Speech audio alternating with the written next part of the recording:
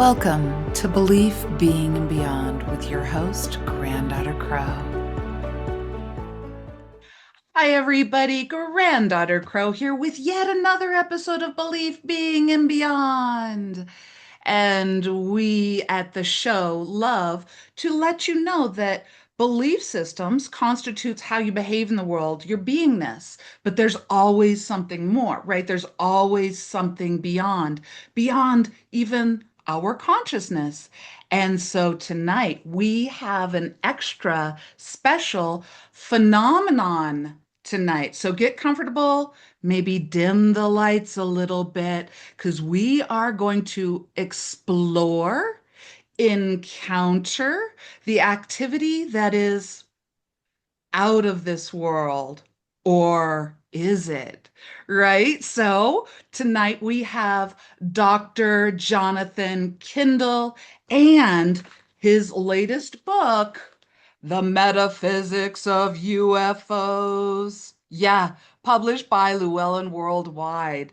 Oh my goodness, this is going to be a brilliant conversation. So before we bring on Jonathan and Jenny Siebel, let me tell you who is Jonathan. Jonathan is a practicing not neurologist, nephrologist. What? What is that? Don't worry, guys. I got your back. I got your back. I've got Google. Basically, he works with kidneys. So he is in Eastern Kentucky, board certified in internal medicine and nephrology. I hope I'm saying that right. Anyway, we are going to learn so much today because we're sitting down with somebody who obviously, is a doctor, right? Lots of IQ here, lots of scientific method, lots of quantitative research and analysis. And we're talking with him about UFOs. This is going to be cool. A little bit more independent Christian beliefs, i.e., very non denominational. His belief is that current traditional belief systems lack a coherent understanding of reality as evident in his fascination with spirituality, phenomenon, apparitions, and UFOs. Oh my goodness.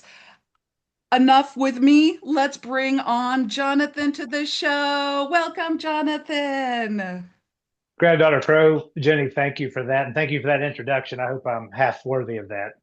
Oh, you are. Are you kidding me? You give me just a little bit of that. This is going to be incredible.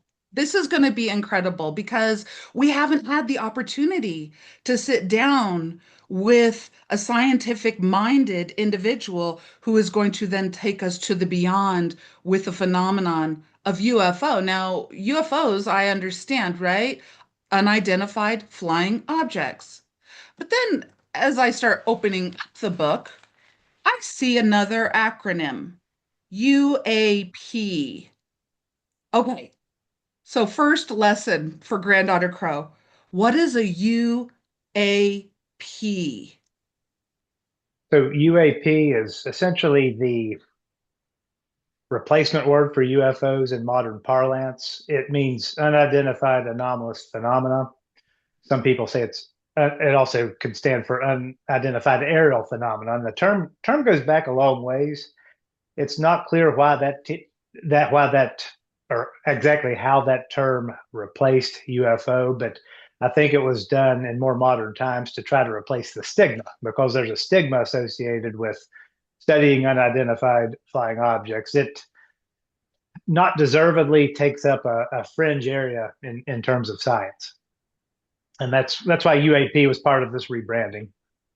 I love that. See, I'm learning stuff new already. Okay, so this begs the question, and you have it in your book, so I feel at liberty to ask verbatim. So, why on earth does a nephrologist study UAPs? Like, bridge this beautiful logic, unseen phenomenon. Help us understand. I've always been fascinated by the paranormal. Growing up, I was in fourth or fifth grade. I can't remember which, but we were supposed to write a report on a subject of our choice. So while other people were taking picks from more mainstream science and writing on topics related to history, things like that, I chose UFOs.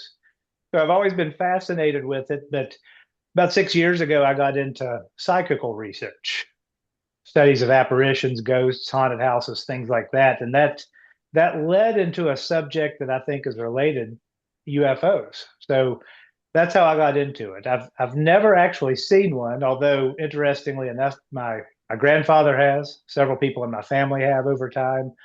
My sister-in-law, when my wife and I had taken off to New York to go catch a Knicks basketball game, she saw one flying over the tree line behind our house. So I don't know if they come to pay me a visit, but their timing was bad if that was the case. I mean, it was bad. You're like, with all of your technology, can't you see I'm leaving? Can't you text me first? Exactly. I love it. And so you're in Kentucky, and what? Okay, so Mothman. I'm just gonna. I don't even know how to jump in. I I'll just jump in. Mothman. Okay. That's a I good was starting so point. excited because I live in Bigfoot territory and I'm like, we're starting with cryptids. You got me sold immediately. So yeah, can we talk about Mothman? That chapter is in the beginning of the book for people that get the book, which I highly recommend. And there were details of like what all the research you did on Mothman. There was new information to me because my son and I love cryptids. And so, can we talk about Mothman and what does Mothman have to do with the metaphysics of UFOs? Absolutely. I think that's a great point to start because that's how I start the book. After the introduction, chapter one's about the Mothman. So I grew up near a town, Point Pleasant, West Virginia. I lived in Cross Lanes, West Virginia originally, but Point Pleasant's about 40 miles from where I grew up. So I would grow up hearing tales about the Mothman. Didn't know much about it, but when I started doing this research, I found that it was connected to UFOs. I'll get into how that's the case presently, but the Mothman, best book on it is probably John Keel's The Mothman Prophecies. He visited Point Pleasant, talked to people that actually saw this creature, and what it was a creature that was about 6 or 7 feet tall, had wings, had muscles like a man, didn't have a human head. The head kind of stopped at the shoulder blades, and there were these red eyes on it. Steve and Mary Millette, Roger, Linda Scarberry, they were the initial witnesses, as far as we know, back in 1966. They were out in this place called the TNT area, which is an old World War II munitions area. And they actually spotted this creature. One of its wings was caught seemingly in the gate, and they were just mesmerized, transfixed by it, almost hypnotized. Well, anyway, they came to their senses, and Roger Scarberry, who was driving the Chevy, took off, went back towards town to get the sheriff, and along the way they would still see this Mothman. It would be like this creature would stay one step ahead of them, and it would shoot up into the air with its wings spread, almost as if defying physical law. How it did this, and that's what kicked it off. And there were over 100 witnesses of this Mothman. Importantly, there were several times when it was seen by two or more people, up to five, I think, which that rules out hallucination being a case. And the reason that's connected with UFOs is while at the same time these Mothman sightings were occurring, there were all kinds of UFO sightings there in Point Pleasant. There was a farmer in Keel's book that said that he didn't even think it was a phenomenon worth pointing out at some point because they got so commonplace in Point Pleasant and then across the river in Gallipolis, Ohio. Yeah, so that's how it's connected. And then, of course, you've got these sinister men in black that visited the area as well. You had poltergeists, things like that. And that's Point Pleasant, 1966 through 68 with the Mothman. It's a good synthesis of how cryptids, UFOs, and ghostly like phenomena seem to keep each other's company for whatever reason. Hey, Men in Black. You said Men in Black. Whole chapter on it, everybody. Chapter 3, Men in Yes. Black. Yeah, so when I saw Men in Black, I was like, oh, yeah, it's a great show. And then I started digging in and I'm like, oh no, this is not what I thought, because help us understand a person like me who's like, oh yeah, let's talk about the Men in Black. and who they actually are, the Yeah, phenomenon. so before reading Keel and before really getting into the UFO literature, I didn't even know there was a Men in Black phenomenon. I thought the movies, the Will Smith, Tommy Lee Jones movies were just, I didn't know that was based on an actual phenomenon. But these are ostensibly government agents that will come and intimidate UFO witnesses shortly after their sighting. I do believe that that has actually happened. There have been some documents that have been declassified which attest to this. But there also seems to be a paranormal aspect to them as well. Sometimes they seem to be spectral. So Keel, he would chase some of these or claim to these Cadillacs down dead end roads and they would disappear. Or the two cases I discuss at some depth in metaphysics of UFOs, there's one case where a car just disappears when police officers get close to it. Herbert Hopkins, who's a doctor in Maine, interview or entertained a very frightening guest, and a Men in Black, which made a coin literally disappear from his own hand, the doctor's own hand, and seemingly just disappeared into the night after the sighting. And what gets really eerie is some of these people will encounter Men in Black before they've even reported the sighting. They'll see a UFO, they'll be frightened by it or have some kind of experience, and then they'll stop by at a diner before they've had a chance to tell anybody, and there will be a Men in Black there or a man in black trying to intimidate them. So they seem to be mostly sinister individuals, whatever they are. And not quite human, because there's a couple stories about them trying to drink Jello and them Right. seeming to not know how to use utensils or what food is. That was like so eerie to me. I have goosebumps right now while we're talking. Yeah, Jacques Vallée, he's a ufologist that studied UFO case. Kind of reminds you of Point Pleasant, where you have this conglomeration of paranormal phenomena. Happy Camp, California, and he actually knew a couple of ladies personally that had an MIB go in and got steak, got Jello, didn't know how to cut the steak, had to be showed how to cut it, had to be and tried to drink the Jello, solid Jello, tried to drink it. So yeah, I think it's almost a theatrical performance for us viewers, but it's certainly very, very fascinating. A lot of times, interestingly enough, they'll show up in antique cars that actually have the new car smell. I don't even know how the government's going to get their hands on, say, even back then, an old Cadillac that's in pristine condition and even has a new car smell if you're close enough to get to it. And that's why there seems to be more than meets the eye to some of these MIB cases. Clarify, MIB, Men in Black. Yes. I'm just like, okay, new acronyms, guys. Take Ufology is full of these acronyms. I have a hard time keeping up with them. I absolutely am intrigued because, when I'm looking through your book, at first glance, it's like, okay, let's go here. And then I was really impressed with the bibliography and who you research. Like, this isn't just, I mean, yes, this is kind of like we're around the campfire, got the flashlights telling stories, but in truth, we're looking at a lot of credible research here. A lot of credible research, like to the degree that I'm like on YouTube looking up Mothman, and I see this quick little documentary with these very, very well-renowned, credible sources. And then I look in the back and I'm like, oh, yeah, Jonathan like looked at them. Yeah, Jonathan, you did a lot of research for this. It's not just oh, here's a perspective. Can you kind of lead us down I guess the fascinating part is the ability to have a scientific mind, be a credible researcher, know the scientific method, and still find yourself exploring these phenomenons, showing that there is more quantitative or quality and the phenomenon. Help us to bridge the help me to bridge that, all of the research, and yet you're still coming out going, guys, You need to pay attention. There's something here. Yeah, so thank you for pointing that out. It was a lot of research. It took about 4 years. I started this in 2022, the research for this UFO book.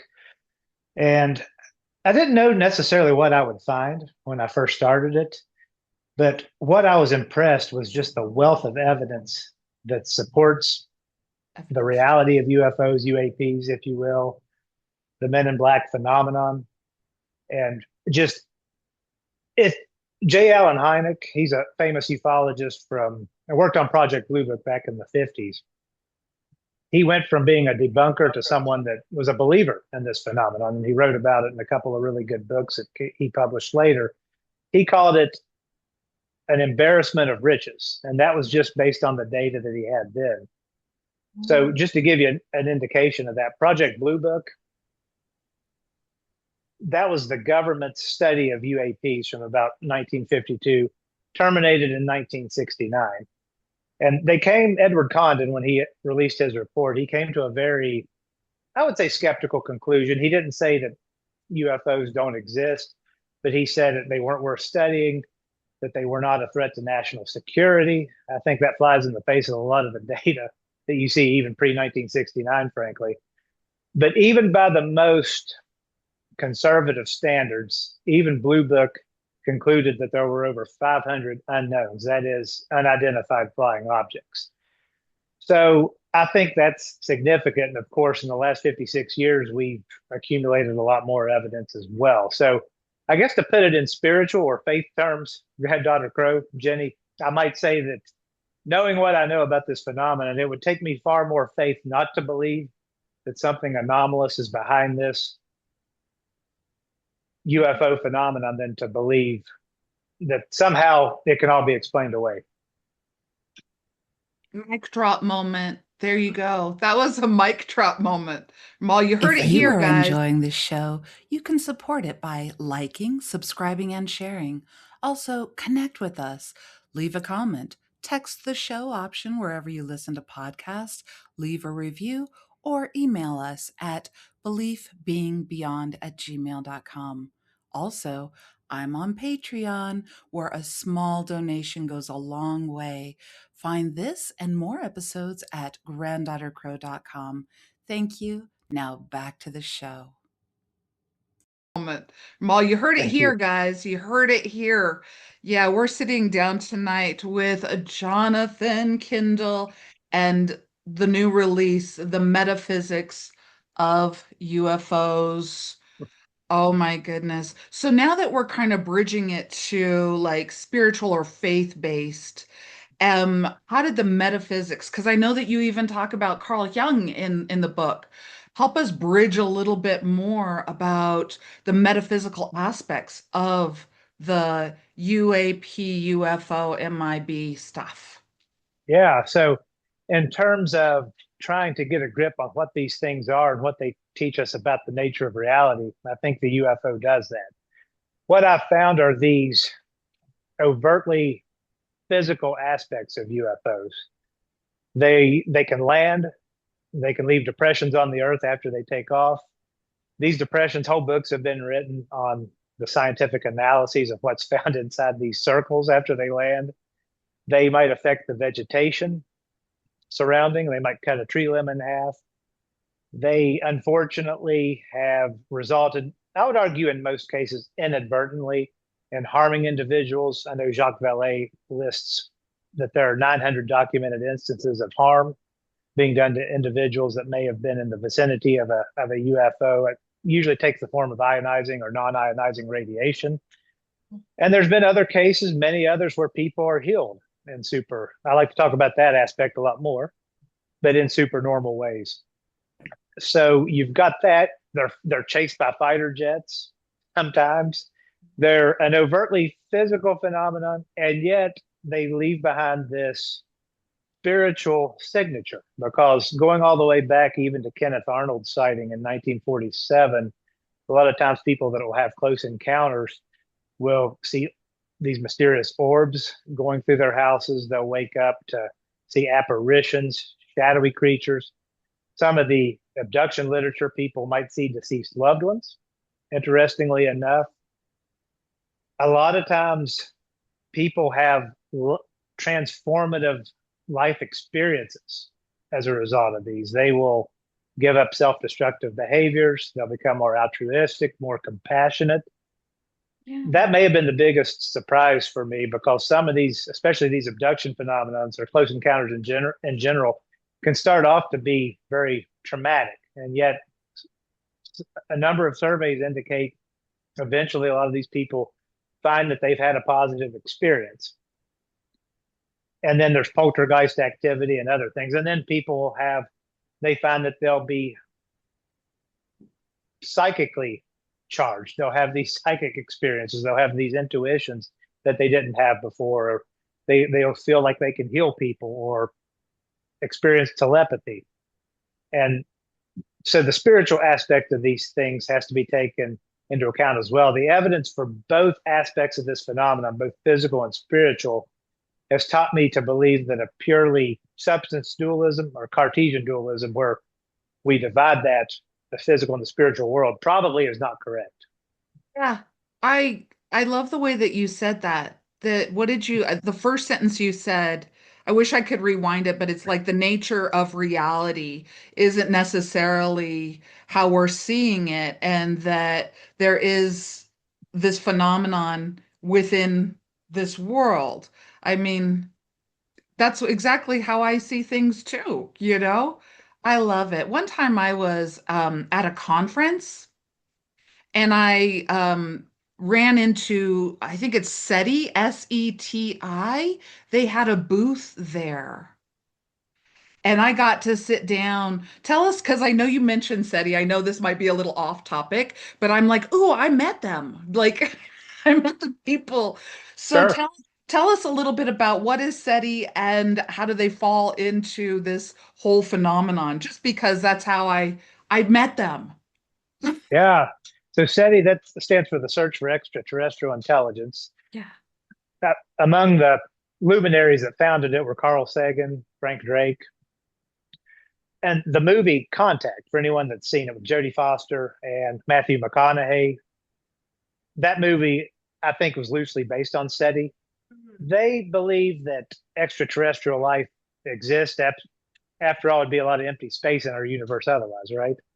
But Correct. they Yeah. believe, but they also take a more skeptical view that we are being visited. They don't think that because the universe is so big, they don't think that extraterrestrials have probably made it here, and they don't think the evidence for it is as strong. Of course, as we've already discussed, I would take great umbrage with that latter statement. Great. You know, okay, so here's just another sideball, and then I'll throw it down to my grounded Jenny. Okay, so we were under the pandemic, right?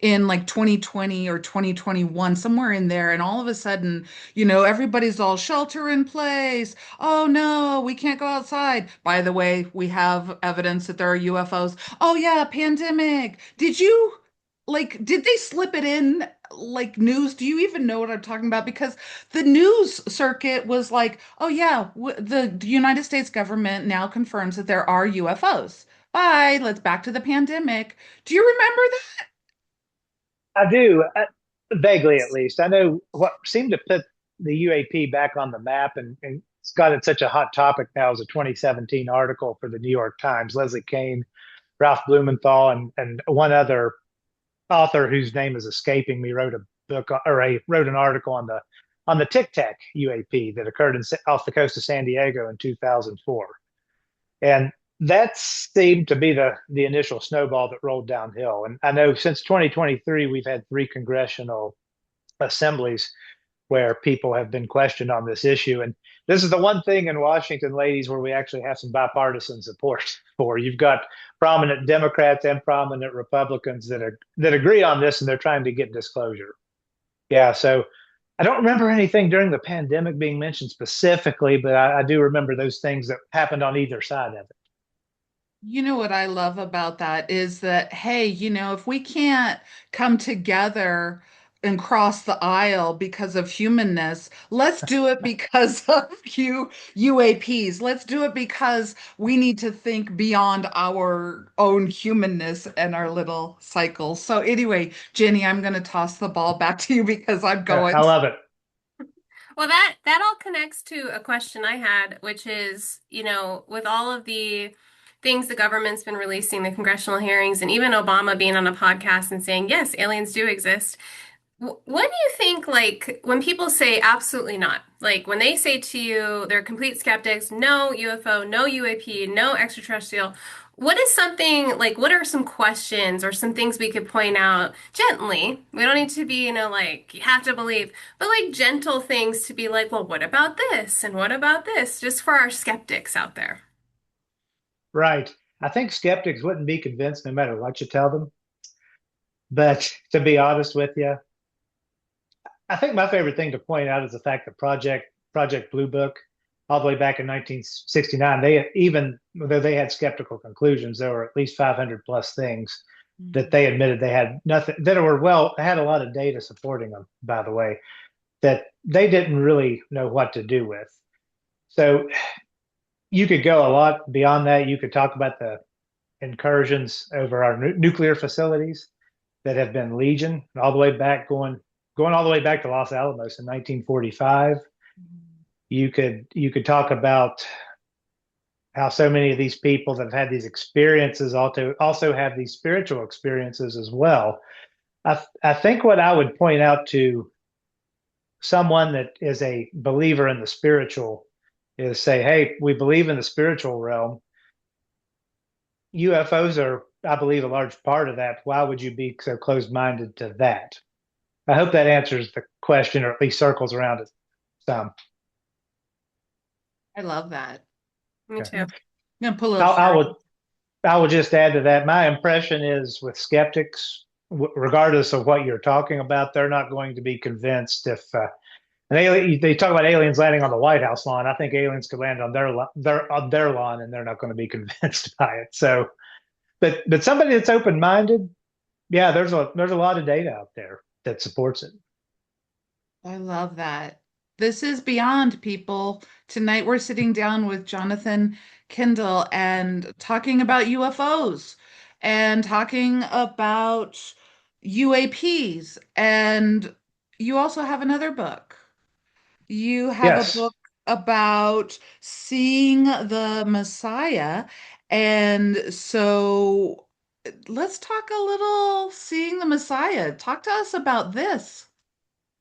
So my background going back to 15, 16, 18 years, I studied Christian apologetics. So I got into the question of the resurrection of Jesus and whether or not there's good historical reasons for accepting it.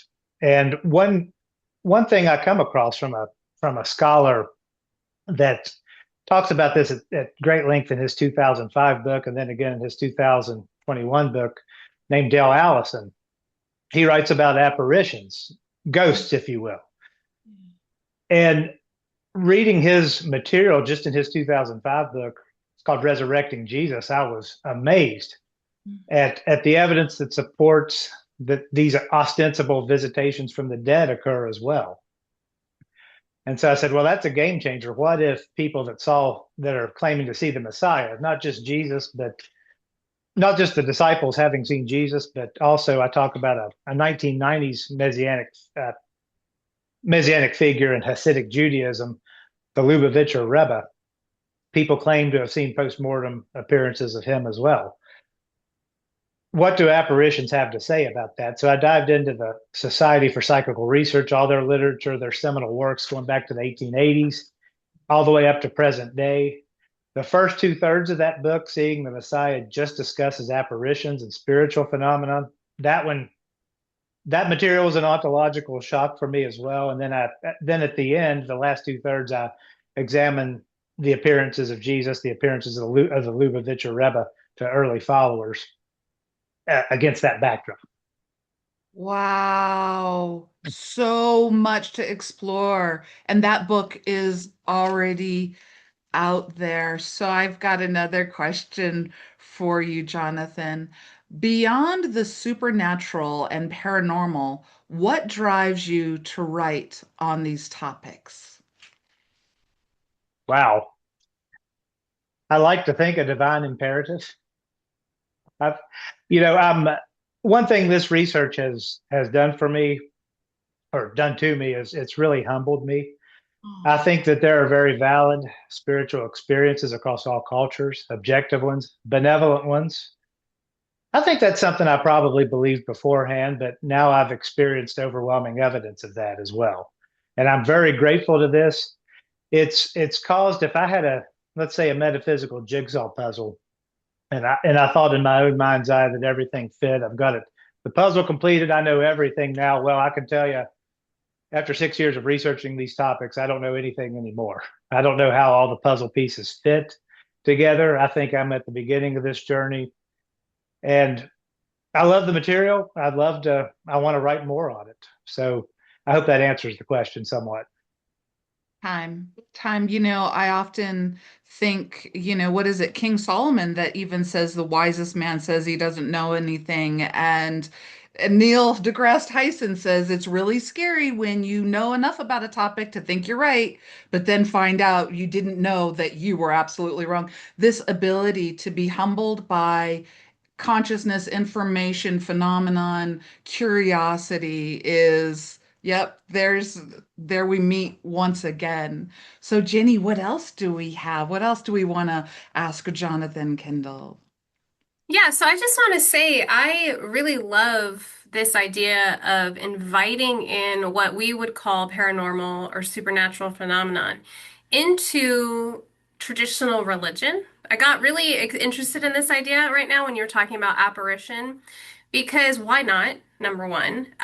But also something I've always taken solace in as someone who has seen ghosts and has always believed in ghosts and apparitions and aliens and all the things really, is that it gives me peace of mind. Like, I'm not scared to talk to a spirit or go to a haunted location. I'm excited because it's like proof of what I already know. It's proof that there is life beyond this world, that there is life in the universe, that there is life after death. And I feel like this book, I want people to understand that it's not just about UFOs, it's not just about aliens. There is a spiritual understanding woven throughout. There's metaphysics.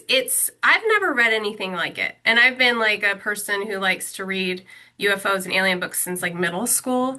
This is a very different and unique take. And so I just want people to fully understand that. And then I have a question actually. What's a favorite story that when you were doing research and you're like, Yeah. this is so fun. It's either, like a cryptid story or UFO story, any kind of story that you were just like, I think this is one that's going to stick with me. There's so much to choose from, but I'm going to go with an apparitional case because I was thinking about this before this interview, things I might talk about. Chapter 7 of my Seeing the Messiah book, I have each chapter goes through for the first 8 or 9 chapters, goes through the different, what I call categories of apparitions. And this chapter, I go through what I call reunion apparitions. There are so many cases where people will see a deceased loved one. And usually it's spontaneous. It's spontaneously occurring. It's a very well-known phenomena. I think a lot of people have had these experiences and they don't like to talk about it because they're fearful of ridicule. They're fearful of the stigmatization. I start off that chapter with my favorite story in the whole book. It goes back to Sir Ernest Bennett's 1930s book, Apparitions in Haunted Houses. It's a young lady who had lost her father not too long ago, and they had had all kinds of tragedies.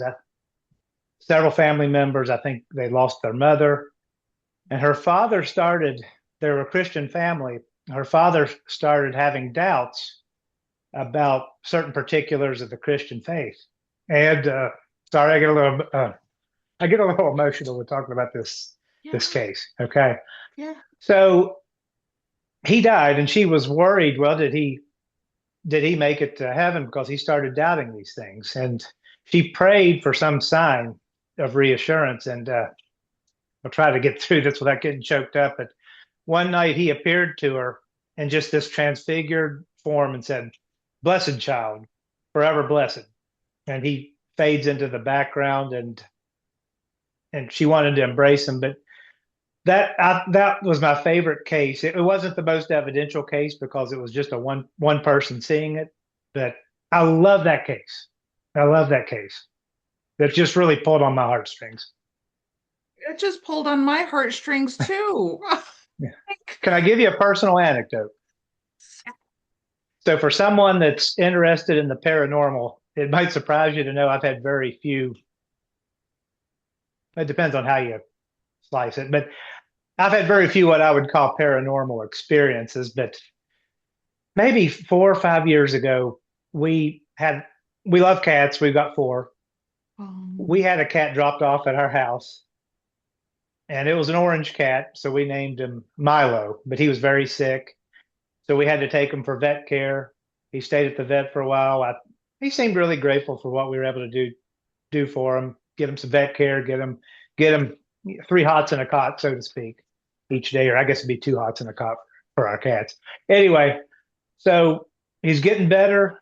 We would go to the vet to visit him because my sister-in-law is one of the techs, so we had backstage access, so to speak. Right.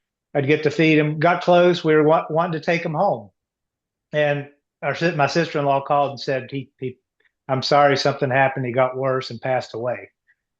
Okay, so sometime after that, maybe a couple of weeks, I pulled out a video on my phone, and it was a video of me feeding him, and it was way too soon. I completely broke down, cried. About 10 to 15 minutes later, I heard a noise, and I assumed it's one of our living cats that probably knocked something off the shelf because that happens all the time. What it was, our hallway bathroom, it's always closed, the door is. We found that there was a placard that had fallen face forward, and it hit a figurine and knocked it to the floor. And the figurine was as of a cat. And on the placard, I didn't notice this at first, but on the placard, it was of an outhouse. That's why we had it in the bathroom. And there was an orange cat that resembled Milo right beside that placard. Okay. Now, I always like to take the skeptical side of this. A skeptic would say, I'm either making up the story, or more likely we walked down the hallway and it vibrated and that caused the placard to fall and knocked off the figurine. But I can tell you, it's pretty stable in-wall shelf in there. That's nothing like that's happened before or since, and it's been 13 years. And what the clincher was for me, I was studying Dr. Louisa Rhine's material on psychokinetic effects. When someone dies, like a clock will stop at that exact moment, or a picture will fall from the floor. So if that was Milo sending me a message of reassurance, or some other force, I think that force knew I would take that sign seriously. I love that. I love that. And I love that you take in cats. I'm a big animal person, and we've rescued dogs and rescued cats, and I think that's beautiful. I have a real quick story, kind of similar but different. Okay. My daughter's cat Bobby was her best friend. Her name's Lucy, and that's important to the story. And We have a cat named Lucy also, and I'm sorry to interrupt. no. And he's a yellow cat. You know, he's orange, but he's so like yellowy orange. And he passed away about a year ago, maybe two now. And just recently, my best friend, her daughter, adopted a cat that could be Bobby's twin and already came with a name, and her name is Lucy. And so Wow. I was like, I feel that's a sign from Bobby saying, hey, I'm still here and I still love you. I totally believe that. I love that. Oh my goodness. And you know what, Jonathan, the fact that it fell off of that picture or whatever fell off of a counter or a post, that is exactly like a cat. Yeah. Cats do that. It is. That is the way, I mean, Totally. like if anything else would have happened, you would have been like, that wasn't cat-like. But the fact that they just, mm, I never thought of that. You're 100% right. Oh yeah, that's the nature. That would be the nature of the cat to do. Oh my goodness. I thoroughly am enjoying this dialogue because you've got the science, you've got the understanding of, being a skeptic. You've got the we need empirical, la la la, credible, all of this.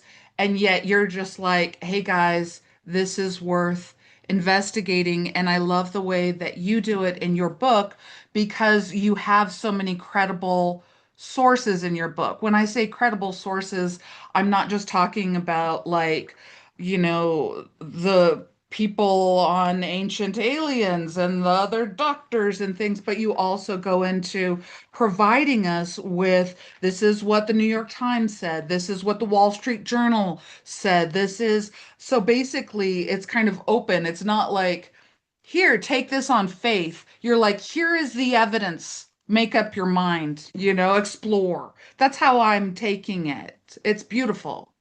Yeah, that made something else pop into mind. Getting back to Jenny's question, I always like to see what the government says or what the debunkers say. Right, give it your best shot. And if they're way off the target, if their explanation is utterly ridiculous, I think it enhances belief in the original case. So in Malmstrom, Montana, 1967, there was a UFO incursion over a nuclear site. Actually, knocked a couple of flights of nuclear weapons off, Wow.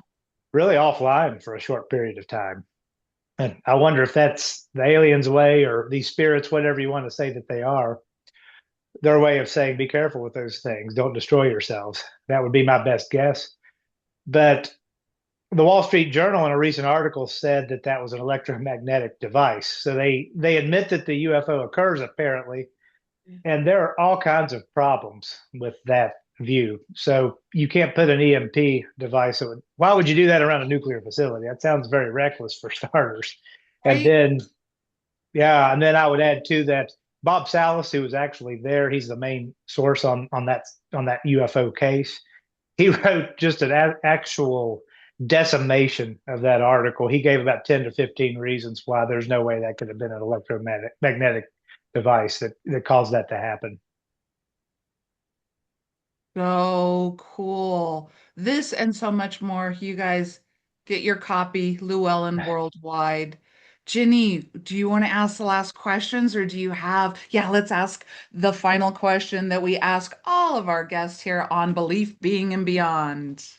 Yes, since it's belief being and beyond, we're always curious and it's very open-ended what you believe lies beyond.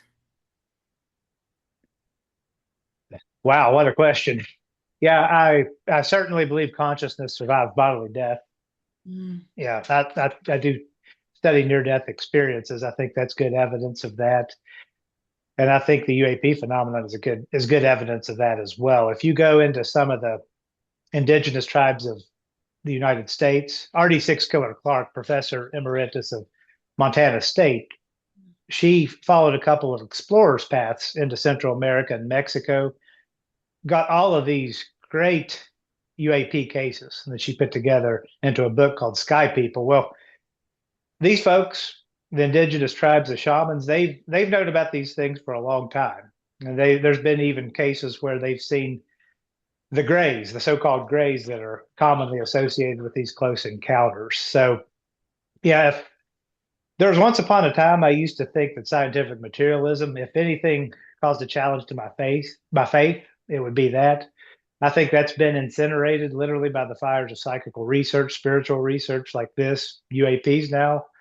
So if you go beyond whatever that afterlife is, I don't really know what it's like. I like to think it's communing with all our friends, all our family, all Mm. our animals that have passed before us, and you live on for eternity in bliss.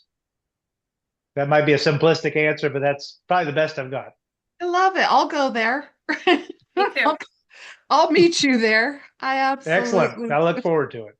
I love it. So you guys pick up your copy, Credible Research, Metaphysics, the Metaphysics of UFOs. This is evidential research. Wonderful. We sat down tonight with Jonathan, Kendall, Llewellyn, author. Thank you so much. Just really, really appreciate you being here. Is there any last thing that you remembered that you might want to add for our listeners? I will say, be open-minded. Mm. You know, if you're going to dismiss this, at least do it after looking at the evidence in a fair-minded manner, especially if you already come from a spiritual background. This is whatever this is, whether it's extraterrestrial. I lean more towards a spiritual interdimensional view. Spoiler alert. But be open-minded to this and study the evidence very thoughtfully and very with a sense of humility. Oh, thoughtfully with a sense of humility. I love that. That's going to be my new mantra for the rest of the day. Thoughtfully Thank with you. a sense of humility. Absolutely. Well, thank you guys for joining us once again on another episode of Belief, Being, and Beyond. We love you guys, and we'll see you on the flippity flip. Thank you for listening to another episode of Belief, Being, and Beyond. Please subscribe and share with whomever would enjoy this podcast. And please leave us a review. We really, really appreciate that. For more about Granddaughter Crow, granddaughtercrow.com. There you can learn about her classes, sessions, and all of her books. And for more about Ginny C. Bell, please visit jennycbell.com, where you can learn about her books, her classes, and Our Coven community. Thank you so much for listening.